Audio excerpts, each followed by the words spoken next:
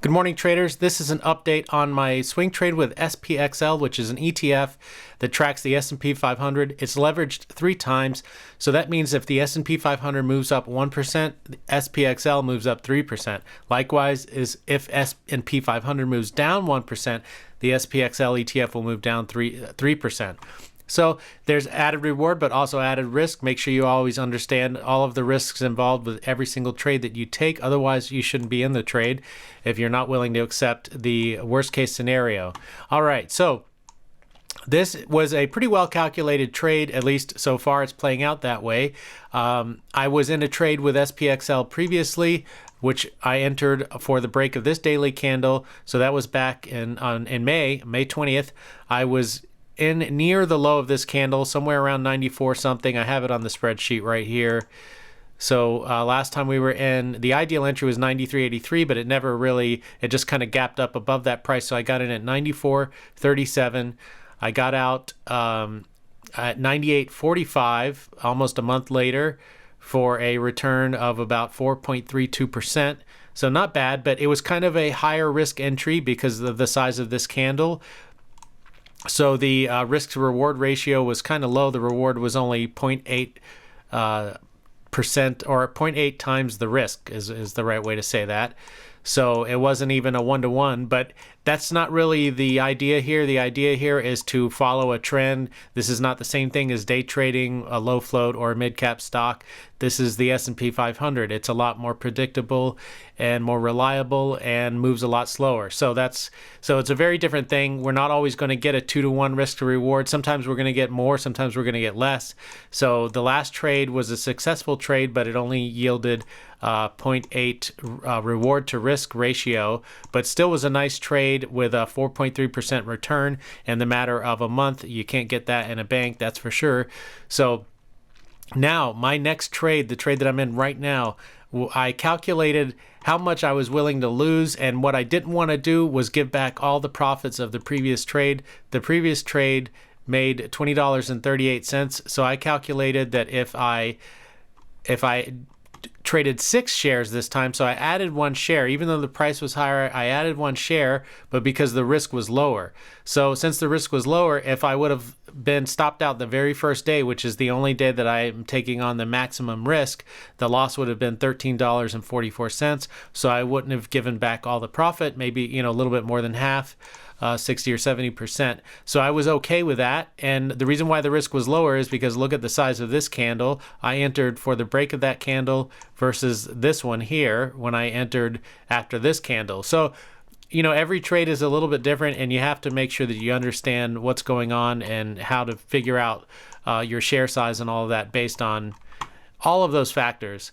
If it's your first trade, then it doesn't really matter. But if you're trying to come up with some way to make profit off of an ETF like this over the long period, you have to think about those kind of things. Otherwise, it's not going to work out. So now we're in it with 6 shares. This was where my stop loss was on the very first day. And then my plan says that as soon as the price closes above the 50 MA, that I move the stop loss up with the 50 MA. So this is my plan that I wrote before I even entered the trade. So this was once I placed the orders, I had this plan already in place, and then when I was filled and entered into the trade, then I just follow this plan. I don't have to think about what to do. It's already all decided for me. So each day I've just moved the stop up with the 50 MA. So today the 50 MA is at 99.22. It's only a few days into the trade, so that's pretty cool to be basically break even already. And I'm pretty much guaranteed to win this trade with a profit no matter what at this point, because obviously this thing isn't going to pull all the way back down in the next few hours. There's only a few hours left of trading. No matter where this opens up on Monday, even if it opens up down, this 50 MA line is still going to go up. That's just the way it works. And I will be in the green. So we can even approximate that amount by how much it's moving each day. You can see that it's moving approximately 15 to 20 cents each day. So at the end of the day, I could just simply move this thing up to, let's say, like a 99.40. we'll just leave it there for now. That's good enough. And I'm automatically going to be in the green no matter what with this trade. So if I can't hang around Monday and watch this thing, I'll just have my stop loss around that area, and I'll check it at some point during the day and then move it to the appropriate level wherever the 50 MA actually ends up being. But that's the plan. We're just going to follow the 50 MA and see how long this trend lasts. It may come down in a few days from now. It may come down in a few weeks from now, making this a much longer trend and more profitable trade. It's not that easy to predict, even if you just look at historical data. This thing often kind of teases its way back down and then pops back up, and you would end up losing money if you try to kind of guess your way through the direction of the trade. Sometimes it gets pretty erratic, like back here. So, and even back on this trade, which I was in with SPLG, not SPXL, but basically the charts look the same. This one was pretty crazy because it broke out. Here was the all-time highs from before. It broke out through the all-time highs, gapped up. You're thinking, no way this thing could go higher. The all-time highs are way down here. And then look what it did. It continued to go higher. It chopped around, continued to go higher again, chopped around, went higher a third time. Broke out, really, if you count that first breakout, 4 times it broke new highs in this one trend before it came back down and touched the 50 MA. So that's the value of just following your plan and not trying to decide, follow the bottom of the daily candles or decide, okay, it looks like it's going to come back down. Let me just stop out today. Just stick to your plan and ride the trend as long as you can. Now, this is specifically for S&P 500 ETFs. This doesn't work the same way for every single ETF. It certainly doesn't work the same way for individual stocks.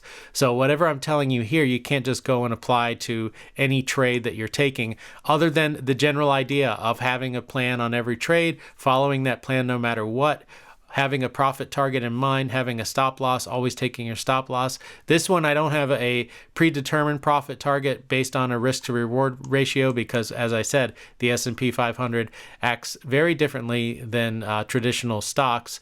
So this one, the plan is, my profit target is always wherever the 50 MA is.